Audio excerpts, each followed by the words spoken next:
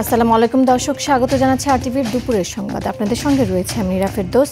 PR পদ্ধতিতে নির্বাচনের দাবিতে দেশকে একটি অরাজক পরিস্থিতির দিকে ঠেলে দেওয়ার চেষ্টা চলছে বলে অভিযোগ করেছেন বিএনপির স্থায়ী কমিটির সদস্য ডাক্তার এজেডএম জাহিদ হোসেন।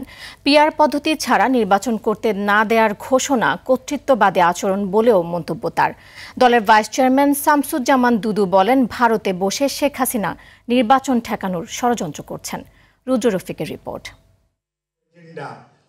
রাজধানীর বিএমএ অডিটোরিয়ামে জাতীয় সম্মেলন ফার্মাসিউটিক্যাল রিপ্রেজেন্টেটিভ অ্যাসোসিয়েশনের সম্মেলনে যোগ দিয়ে বিএনপির স্থায়ী কমিটির সদস্য ডাক্তার এজেডএম জাহিদ হোসেন বলেন, নির্বাচন নিয়ে নানামুখী ষড়যন্ত্র চলছে।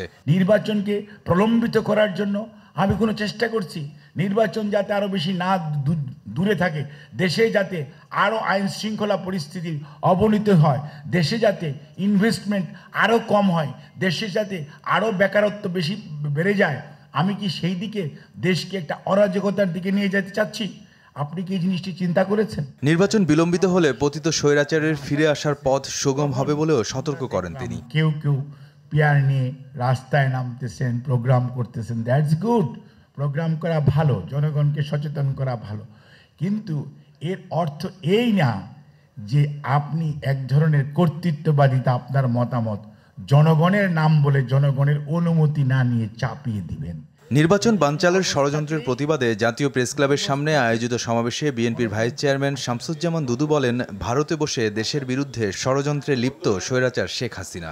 এই খুনি সরকার, এই লুটেরা সরকারের প্রধান শেখ হাসিনা আবার কিভাবে নির্বাচন ঠেকানো যায়, কিভাবে বিশৃঙ্খলা তৈরি করা যায়, কিভাবে চোরাগুপ্তভাবে আবার বাংলাদেশে ঢোকা যায়, প্রতিষ্ঠা পাওয়া যায়, এই চিন্তায় ভারতে বসে তিনি ষড়যন্ত্র করছেন। দেশের বিরুদ্ধে চলার সব ষড়যন্ত্র জনগণ ঐক্যবদ্ধভাবে রুখে দেবে বলেও জানান শামসুজ্জামান দুদু। ষড়যন্ত্র করে কোনো লাভ হবে না। রুদ্র রফিক, আরটিভি, ঢাকা। আইনি ভিত্তি দিয়ে জুলাই সনদের অধীনে জাতীয় নির্বাচন এবং পিআর সহ কয়েকটি দাবিতে বিভাগীয় শহর ও মহানগরগুলোতে বিক্ষোভ করছে জামায়াতে ইসলামী, খেলাফত মজলিস ও ইসলামী আন্দোলন সহ কয়েকটি দল।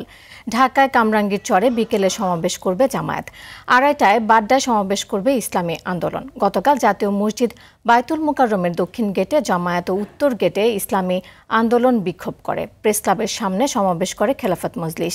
জুলাই সনদ বাস্তবায়ন নিয়ে জটিলতা কাটাতে গণভোটের মাধ্যমে সিদ্ধান্ত নিতে সরকারকে আহ্বান জানায় দলগুলো। এছাড়া সংসদের উভয় কক্ষে পিআর পদ্ধতিতে নির্বাচন দেওয়ার দাবি জানান দলগুলোর নেতারা।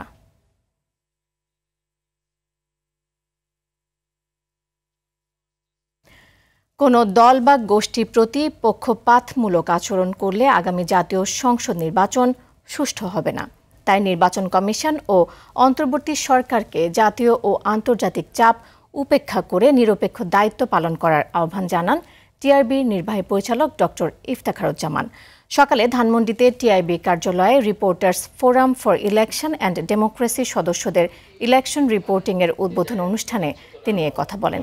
ইফতেখারুজ্জামান আরও বলেন, নির্বাচন কমিশনকে লেভেল প্লেইং ফিল্ড নিশ্চিত করতে হবে। নির্বাচনকালীন সরকারের অন্যতম দায়িত্ব মাঠ পর্যায়ে প্রশাসন ও আইন শৃঙ্খলা বাহিনীকে নিরপেক্ষ রাখা।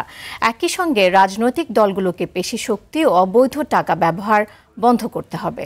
নির্বাচনকালীন সরকার কোনো দেশেই সুষ্ঠু নির্বাচন যদি আমরা প্রত্যাশা করি, নির্বাচনকালীন সরকার যদি পক্ষপাতিত্ব করেন, নির্বাচনকালীন সরকার যদি লেভেল প্লেইং ফিল্ড নিশ্চিত করার জন্য তার যে ভূমিকা সেটি পালন করতে ব্যর্থ হন, তারা যদি কোনো পক্ষের প্রতি পক্ষপাতিত্ব করেন, তাহলে সেই ক্ষেত্রে নির্বাচন সুষ্ঠু হওয়ার সম্ভাবনা কিন্তু মোটেই থাকে না। প্রধান উপদেষ্টা প্রফেসর মোহাম্মদ ইউনুসের সঙ্গে সৌজন্য সাক্ষাৎ করেছেন নেদারল্যান্ডসের নবনিযুক্ত রাষ্ট্রদূত বরিস ভ্যান বোমেল। গেল রাতে যমুনায় প্রধান উপদেষ্টার সঙ্গে এই সৌজন্য সাক্ষাৎ অনুষ্ঠিত হয়। সাক্ষাতে তারা দ্বিপাক্ষিক সম্পর্ক জোরদার, আসন্ন সাধারণ নির্বাচন, বাণিজ্য, কৃষি এবং চলমান রোহিঙ্গা মানবিক সংকট সহ পারস্পরিক স্বার্থ সংশ্লিষ্ট বিভিন্ন বিষয় নিয়ে আলোচনা করেন।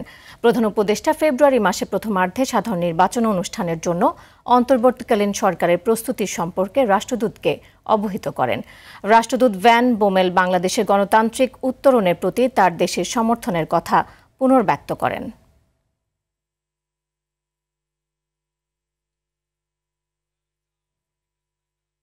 চট্টগ্রাম বিশ্ববিদ্যালয় কেন্দ্রীয় ছাত্র সংসদ এবং হল সংসদ নির্বাচনের জন্য মোট 931 জন প্রার্থী মনোনয়নপত্র জমা দিয়েছে। গেল রাত 8টার দিকে নির্বাচন কমিশনের সদস্য সচিব অধ্যাপক ডক্টর AKM আরিফুল হক সিদ্দিকী এ তথ্য নিশ্চিত করেন। এদিকে নির্বাচনে ছাত্রদল ও ছাত্র শিবির প্যানেল ঘোষণা করেছে। গতকাল দুপুরে বিশ্ববিদ্যালয় বুদ্ধিজীবী চত্বরে নির্বাচনের প্যানেল ঘোষণা করেন ছাত্রদলের কেন্দ্রীয় সেক্রেটারি নাসির উদ্দিন নাসির। সংগঠনটি ভিপি পদে বিশ্ববিদ্যালয়ের ছাত্রদলের সাংগঠনিক সম্পাদক সাজ্জাদ হোসেন হৃদয় মনোনয়ন পেয়েছেন। সম্প্রীতি শিক্ষার্থী জোট নামে পূর্ণাঙ্গ প্যানেল ঘোষণা করেছে ইসলামী ছাত্র শিবির। এছাড়া তফসিলের আংশিক পরিবর্তন করেছে নির্বাচন কমিশন। সে অনুযায়ী মনোনয়নপত্র যাচাই বাছাই হবে 21 সেপ্টেম্বর আর প্রার্থীদের প্রাথমিক তালিকা প্রকাশ করা হবে 22 সেপ্টেম্বর।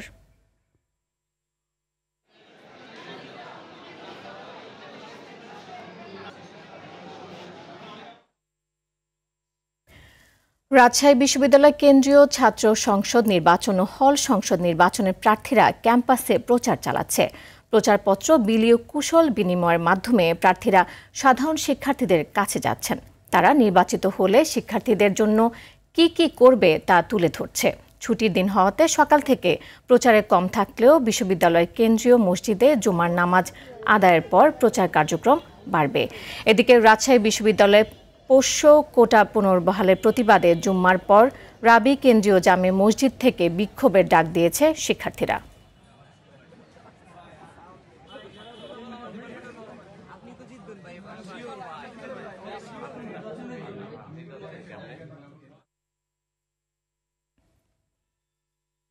সাতচল্লিশতম BCS এর প্রিলিমিনারি পরীক্ষা অনুষ্ঠিত হলো আজ। ঢাকা সহ 8টি বিভাগীয় শহরের 256টি শিক্ষা প্রতিষ্ঠানে সকাল 10টা থেকে পরীক্ষা শুরু হয়ে চলে দুপুর 12টা পর্যন্ত। এর আগে পরীক্ষার আসন ব্যবস্থা, সময়সূচি ও পরীক্ষা পরিচালনার সব নির্দেশনা দেওয়া হয়। এবার 47তম BCS এ অংশ নেওয়ার জন্য আবেদন করেছেন মোট 3,74,747 চাকরি প্রার্থী। মোট শূন্য ক্যাডার পদের সংখ্যা 3,487, নন ক্যাডার পদে 201। এই BCS থেকে ক্যাডার ও নন ক্যাডার সহ মোট 3,688 জনকে নিয়োগ দেওয়া হবে। কিছু নতুন পদও যুক্ত হয়েছে এবারের BCS এ।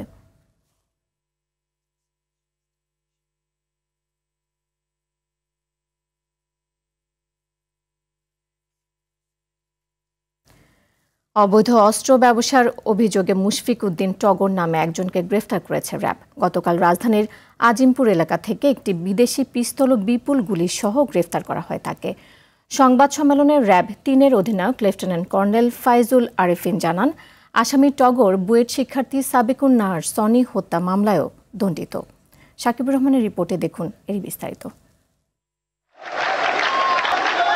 2002 সালের 8 জুন দরপত্র নিয়ে বুয়েট ক্যাম্পাসে ছাত্রদলের তৎকালীন সভাপতি মোকাম্মেল হায়াত খান ও ঢাকা বিশ্ববিদ্যালয়ের সলিমুল্লাহ মুসলিম হলের ছাত্রদল নেতা মুশফিক উদ্দিন টগর গ্রুপের সংঘর্ষ শুরু হয়। এ সময় ক্লাস শেষে হলে ফেরার সময় সংঘর্ষের মাঝে পড়ে গুলিবিদ্ধ হয়ে নিহত হন বুয়েট শিক্ষার্থী সাবেকুন নাহার সনি। হত্যা মামলায় 2002 সালে গ্রেফতার হন মুশফিক উদ্দিন টগর। সাজা শেষে 2020 সালে মুক্তি পেয়ে আবার অপরাধে জড়িয়ে পড়েন। বৃহস্পতিবার রাজধানীর আজিমপুর থেকে টগরকে গ্রেফতার করে র্যাব। সনি হত্যা মামলা একটি চাঞ্চল্যকর হত্যা মামলা এবং তিনি গ্রেফতার হয়েছিলেন। প্রথম গ্রেফতার হন 24 জুন 2002 সালে। পরবর্তীতে উনি 20 আগস্ট 2020 সালে কারাবিধি 569 ধারায় কাশিমপুর কারাগার থেকে উনি মুক্তি লাভ করেন। আমরা অস্ত্র উদ্ধারের বিষয়ে গিয়েছিলাম, আর পরবর্তীতে আমরা এই বিষয়টা অবগত হই যে উনি এই মামলার সাথে সংশ্লিষ্ট ছিলেন। এ সময় তার থেকে একটি রিভলভার ও 150টির বেশি গুলি উদ্ধার করা হয়। প্রাথমিক জিজ্ঞাসাবাদে ধৃত আসামির নিকট থেকে চাঞ্চল্যকর অনেক তথ্য আমরা পাই। যে জিনিসটা বেশি ইম্পর্টেন্ট, যে সীমান্তবর্তী এলাকা হতে তিনি বিভিন্ন সময় অবৈধভাবে অস্ত্র ঢাকায় নিয়ে আসেন এবং বিভিন্ন মানুষকে তা সরবরাহ করে থাকেন। মুখোশ পরে তিনি অস্ত্র ব্যবসা করতেন বলে ধারণা র্যাবের। তার বিরুদ্ধে মাদক মামলাও রয়েছে। সাকিবুর রহমান, RTV, ঢাকা।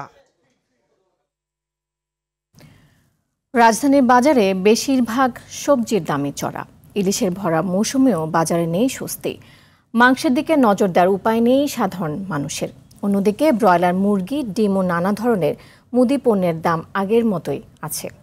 আলওয়ান খানের রিপোর্টে দেখুন এরই বিস্তারিত। আগের তুলনায় সবজির দাম কিছুটা কমলেও বেশিরভাগের কেজি ৬০ থেকে ৮০ টাকা। এ নিয়ে অসন্তোষ আছে স্বল্প আয়ের মানুষের। সপ্তাহের ব্যবধানে লাফিয়ে দাম বাড়া পণ্যের নাগাল পাচ্ছে না অনেকে। চাল ডালের মতো অতি প্রয়োজনীয় পণ্য আছে এই তালিকায়। ভরা মৌসুম ইলিশের, তারপরেও জাতীয় মাছটি সাধারণ মানুষের ক্রয় ক্ষমতার বাইরে। ১ কেজির নিচেরটা আপনার ১৮০০ টাকা কেজি, আর ৫০০-৬০০ গ্রামটা ১৬০০ টাকা কেজি, আর ১ কেজি ২০০ গ্রামেরটা ২৩০০ টাকা কেজি। ১.৫ কেজিরটা আজকে বিক্রি করতেছি ২৭০০-২৮০০ টাকা। একটা ইলিশ মাছ কিনতে গেলে ২০০-২৫০০ টাকা লাগে, তো ইলিশ মাছটা আমাদের পক্ষে সম্ভব না, আমরা সাধারণ মানুষ। চাল বিক্রি হচ্ছে আগের বাড়তি দামেই, বাড়তি মুরগি ও ডিমের দাম। মিনিকেট আপনি ৭৮ থেকে ৮০ টাকা ভালোটা, আর এমনি নর্মাল মিনিকেট আছে আপনি ৭০ থেকে ৭২ টাকা। দেশি মুরগি ৫৬০ টাকা। সব মুরগির নিয়ন্ত্রণে আছে, ব্রয়লারটা মাঝে একটু বাড়ছিল, আবার একটু কমতে আছে। অসহনীয় দরের কারণে সংকুচিত হচ্ছে ভোক্তাদের বাজারের ব্যাগ। বাড়তি খরচ জোগাতে ঋণের বোঝা চাপছে অনেকের ঘাড়ে। অন্যান্য দিনের চাইতে ১৫ থেকে ২০ টাকা বেশি মনে হচ্ছে, সবজি হোক বা ফলের। মিডল ক্লাসের লোকজন আছে, আমাদের চলতে এখন মানে একদম অসুবিধা হচ্ছে।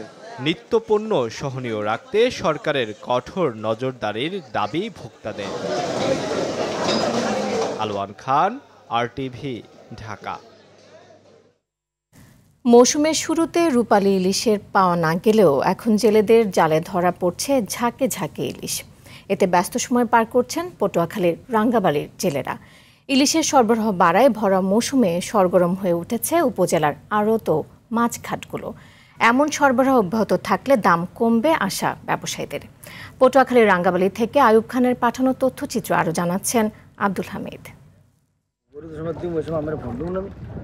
পটুয়াখালীর রাঙ্গাবালি উপজেলার নদী ও সাগর মোহনায় জেলেদের জালে ধরা পড়ছে ঝাঁকে ঝাঁকে ইলিশ। পাইকার আর জেলেদের হাক ডাকে প্রাণ ফিরে পেয়েছে আড়তগুলো।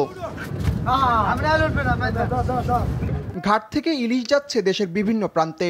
রূপালী ইলিশের এমন সরবরাহে হাসি ফুটেছে জেলেদের মুখে। আগের বছর চেয়ে বছর ভালো মাছ পড়তে আছে। 11 দিনে 90,000 টাকার মাছ বিক্রি করছি। আমরা লসে আছিলাম, এখন বর্তমানে মাছ পড়তে আছে। ভালো দাম পাওয়ায় খুশি আড়তদাররাও। আমাদের ভালো ব্যবসা হইতে আছে, এখন ভালোই টাকা সবার ইনকাম হইতেছে। খাওয়া দাওয়ার সময় পাইতেছি না, খুব মাছ মোটামুটি খুবই ভালো হইতেছে আর কি। এখন যে নদীতে মাছ পড়ে আলহামদুলিল্লাহ খুব ভালো। ডোল হয়েছে 10টা 15টা, এখন 20টা 30টা ডোল উঠাই। এবার ইলিশ উৎপাদনের লক্ষ্যমাত্রা পূরণ হবে বলে জানান শেরেবাংলা কৃষি বিশ্ববিদ্যালয়ের ফিশারিজ অ্যান্ড মেরিন সায়েন্স অনুষদের সহকারী অধ্যাপক মীর মোহাম্মদ আলী। জেলেদের জন্য একটা খুশির খবর হচ্ছে এই মৌসুমের শেষের দিকে হলেও জেলেদের জালে কিন্তু প্রচুর মাছ পাওয়া যাচ্ছে। জানুয়ারি ফেব্রুয়ারির দিকে কিন্তু আরেকটা মানে মৌসুম রয়েছে ইলিশের। মোটামুটি গত কয়েক বছর ধরে কিন্তু এই সময়ে কিছু ইলিশ পাওয়া যায়। ভরা মৌসুমে ইলিশের স্বাদ নিতে পারেনি সাধারণ মানুষ, সে আক্ষেপ গোচার পালা এবার। আব্দুল হামিদ, RTV। রাজধানীর সহ সারা দেশে ডেঙ্গু আক্রান্ত রোগীর সংখ্যা বেড়েই চলেছে। এতে মৃত্যুও হচ্ছে অনেকের। স্বাস্থ্য অধিদপ্তরের তথ্য মতে গত 19 দিনে মারা গেছেন 46 জন, যা গত জুন মাসের রেকর্ড ভেঙেছে। রোগীরা বলছেন জেলা পর্যায়ে ভালো চিকিৎসা না থাকায় তারা আসছেন রাজধানীর হাসপাতালগুলোতে। সেই সঙ্গে সরকারের পক্ষ থেকে ডেঙ্গু প্রতিরোধে কার্যকর কোনো পদক্ষেপ নেই বলে অভিযোগ করেন তারা। এদিকে চিকিৎসকরা বলছেন সচেতনতা বৃদ্ধির মধ্য দিয়ে ডেঙ্গু প্রতিরোধ করা সম্ভব।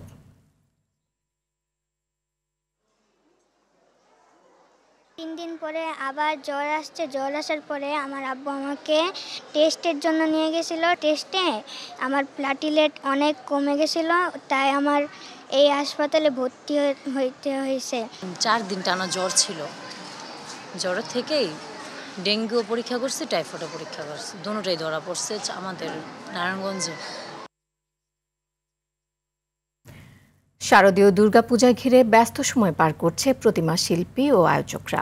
খড় ও মাটি দিয়ে শেষ হয়েছে প্রতিমা তৈরির কাজ। রং তুলি শেষ আঁচড়ে প্রতিমা ফুটিয়ে তোলার অপেক্ষায় ভক্তরা।